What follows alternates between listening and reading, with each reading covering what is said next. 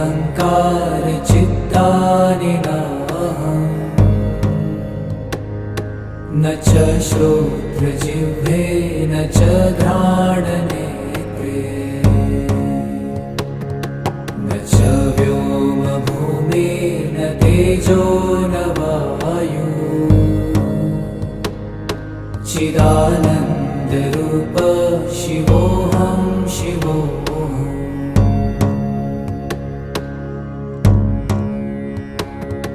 न च प्राणसंज्ञो न वै पञ्चवायु न वा सप्तधातु न वा पञ्चकोश न वा पाणिपादं न चोपस्थपायु